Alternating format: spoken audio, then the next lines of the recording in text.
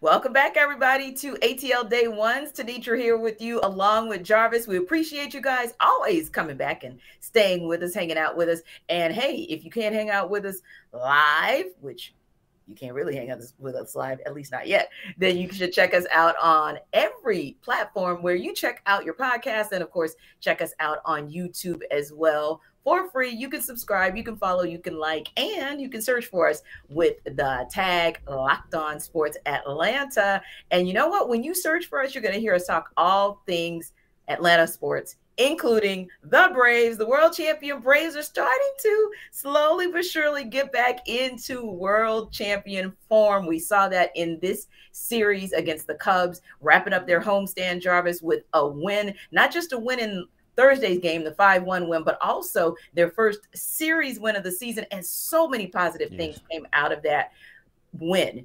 We talk about the fact that they played a clean game. So I'll start on defense because that is still their hallmark, if you will. We talk about the fact that they got it done on offense as well, with Kyle Wright doing his thing on the mound, him going 7 innings for the first time in his entire career. And in the 7 innings, only giving up 1 run and getting 4 strikeouts. Pretty impressive for him to now be 3-0. He ended up 8. He only had 4 walks. 8 strikeouts. Exactly. Exactly. There you go. Yes. And the 4 walks is critical because that's been something that the Braves pitchers struggled a little bit early on. Struggling with this entire season. But the real gem of Thursday night was Ronald Acuna Jr. As we mentioned to you guys yesterday, he was called up from his rehab assignment, and there was no doubt in our minds that he was going to be back in that leadoff position and giving the Braves all they could get. So got a hit, 2 stolen bases, leading the team now with stolen bases, and also right. In one night, let me go ahead and become the leader, like I should be. So what do you think about the guy you lovingly call Nephew Ronnie making his return and his debut for this season? It was fitting. If I could use a word, I think fitting is the perfect word to describe it, right? Because when you think about Ronald talking about the phone call that he got and when he was talking to Brian Snitker and talking about how he thought he was talking about was he ready for to play the Gwinnett game and Snit was like, no man, are you ready to come up? Let's go. He was like, of course man, let's do it. So it was just so cool to see him, man, and just see how his teammates are so receptive to him and how they become motivated and how they understand who he is and what he is for this team going forward and how much they need him. And if I can give a quick apology, right? Because I don't know if I made it seem like it was a negative that everybody was kind of waiting on him to come back. But when it actually happens, I kind of look back and I was like, wow, how can that be negative? Like, this is nothing but a positive. This is something that, of course they're looking forward to it because he just has that type of effect on that locker room. And then for him to be just outgoing and just a personality, I think it's just wonderful. I just giggled when they showed a picture of him walking into the locker room, and he had the bright yellow Trey Young jersey on and everything, representing and everything. And then Trey saw it and quote tweeted and saying, "Hey man, appreciate you, do your thing, big time." And I just love that camaraderie, man, because being from Atlanta, it's just seeing that. That's just how we are as a city, right?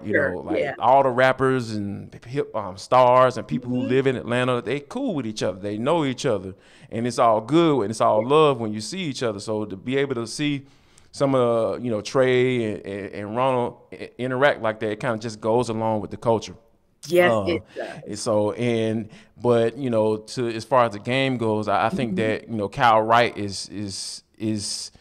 I'm gonna call him a young gunner. Like that's because he's starting to really, really figure things out. And he, like I said, he got off to a sluggish start a little bit. Got a couple guys on base, but he was able to figure it out. And I love the fact that Snit is sticking with him because he knows that he knows how to counteract things. He knows how to come back and make the necessary adjustments in game to be successful. So You talking about a 2-to-1 strikeout to walk ratio. You Mm-hmm. can't ask for anything better than that. On the season, he's 3-0 with a 1.13 ERA. Like, Yeah, you don't, like it's nothing more crazy. than what you ask for him, Say it right? again, Jarvis. 1.13. 0.13 Where did you ERA. hear that crazy number? Like, man, it's It is just, I so mean, what do crazy. you just, yeah, it's just, that's just gangbusters. So, yeah, I liked what he did. And it was good to see the bullpen hold serve as well with just that one run that Kyle Wright gave up.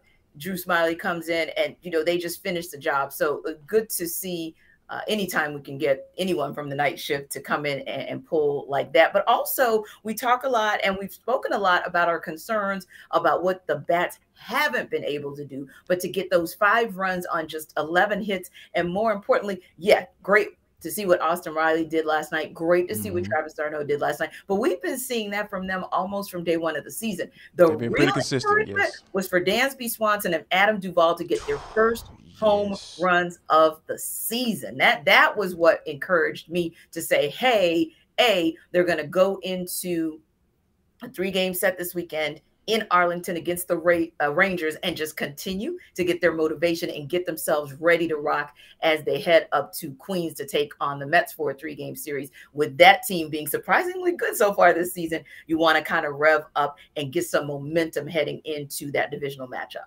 You know what?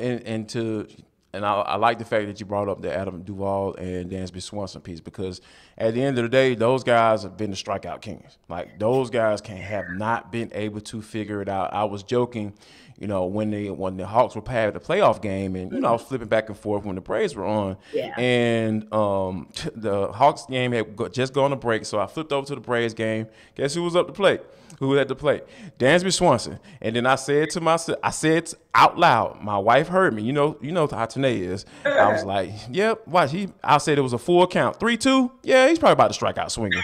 And next thing you know, 3-2, strikes out. He heard Kerry go to the doggo and do his little tease to go to break. And I was just like, golly, man, why I had to be right. But to see those guys, and get up to bat and see one go out, I think that's a good start for them. And I don't think it's a coincidence that it's because of Ronald being back in the lineup, because it's different, because Freddie was that guy in the locker room last year. Like, everybody know how much man love that Dansby Swanson has for Freddie.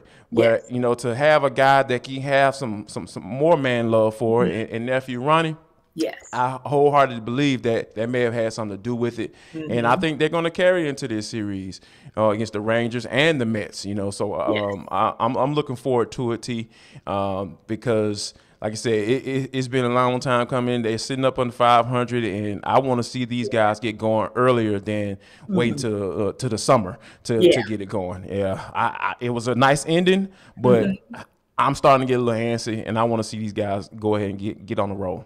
Yeah, we do. And we also saw, when you get somebody like Ronald Acuna Jr. back in the lineup and you put him in his natural position at leadoff, that gives you then the opportunity to put everybody else in the proper place in the batting order. So if you belong in the middle of if you belong in the middle of the lineup, then you go. If you belong at the bottom of the order, then you're back in your space too. So I believe we're also going to see the benefits of that across that entire lineup. And like you said, we're looking to see, okay, who's going to take charge in terms of that leadership in Freddie's departure. And sometimes it's lead by example.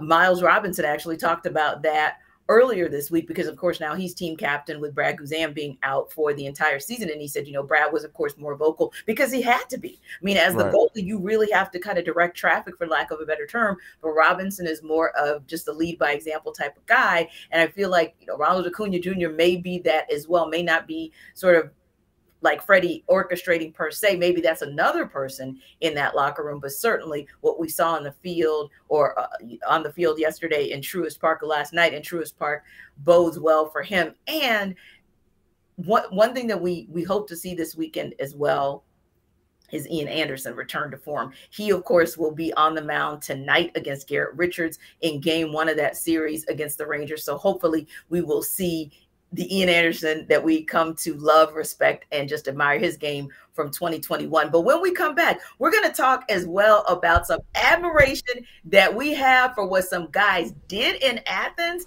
on a Saturday and what we're going to see them do on Sunday this fall. We'll talk about it on the other side. And for the culture, it's ATL Day Ones. Jarvis and I will see you in a minute.